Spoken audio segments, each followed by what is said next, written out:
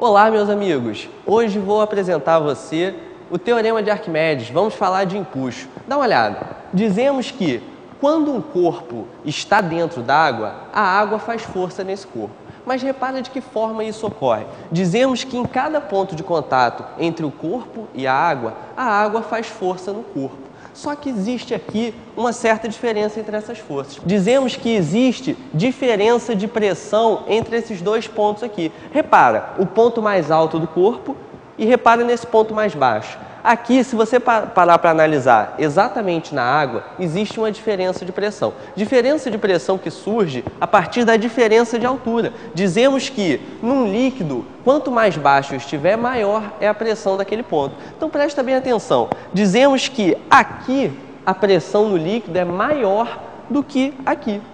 Só que pressão é força sobre área. Então, pressão maior, eu tenho força maior. Repare, então, que na parte de baixo, as forças que o líquido faz no corpo são maiores do que as forças que o líquido faz no corpo na parte de cima. Na parte de baixo, empurrando para cima, eu tenho forças que são maiores do que as que empurram para baixo. Qual é a conclusão que a gente chega? Se quem está puxando para cima é maior do que quem puxa para baixo, só tem uma solução. Temos então uma força resultante que o líquido exerce no corpo. A resultante das forças que o líquido faz no corpo aponta para cima. Tem direção vertical e sentido de baixo para cima. E damos ao nome a essa resultante de empuxo.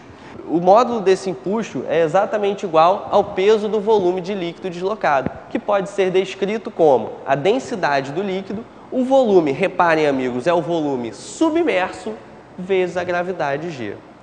A bexiga natatória é o órgão que regula a flutuação do peixe. Repara como é que ela funciona. Temos aqui uma situação em que o peixe resolve subir. O peixe está a uma determinada profundidade e ele quer subir. Olha só o que tem que acontecer. Dizemos que o peso do peixe se mantém constante. O peso depende da massa e da gravidade. São dois valores que para o peixe se mantêm constantes. O peixe, então, vai ter que alterar o seu empuxo. Ele faz o empuxo crescer, repare, empuxo maior que o peso, o corpo começa a subir acelerado. O peixe querendo descer, ele vai e altera o seu empuxo. Ele diminui o valor do empuxo. Empuxo pequeno, repara, peso maior que o empuxo, ele começa a descer acelerado. E se o peixe quiser se manter numa determinada profundidade, se o peixe quiser continuar em repouso, dizemos então que o empuxo tem que ser rigorosamente igual ao peso. Tudo bem, a bexiga natatória então tem como função regular o empuxo no peixe. Mas de que forma ela faz isso? O empuxo depende do quê? Analisa comigo. O empuxo depende da densidade do líquido, que nessa situação que eu estou propondo é a mesma. Então, dizemos que esse empuxo vai depender fundamentalmente do volume submerso. Vai depender fundamentalmente do volume da bexiga natatória. Vamos então fechar o nosso raciocínio?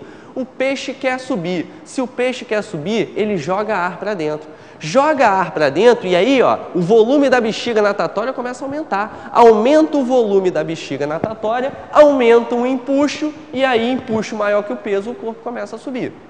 Tudo bem. E na situação oposta, esse peixe agora resolveu descer. Muito simples. Ele joga o ar para fora. No que ele joga o ar para fora, a bexiga natatória ela contrai. Bexiga natatória contraiu, repara, volume submerso está diminuindo. Volume submerso diminui, eu digo que o empuxo diminui. Diminui até que o peso fica maior que o empuxo. Peso maior que o empuxo, o peixe começa a descer. E, para fechar, numa situação de equilíbrio, a bexiga natatória regula aquele tamanho ali para que o empuxo seja rigorosamente igual ao peso. E aí, garanta que o peixe fique em repouso. Amigos, essa foi mais uma dica. Um grande abraço para vocês e tudo de bom.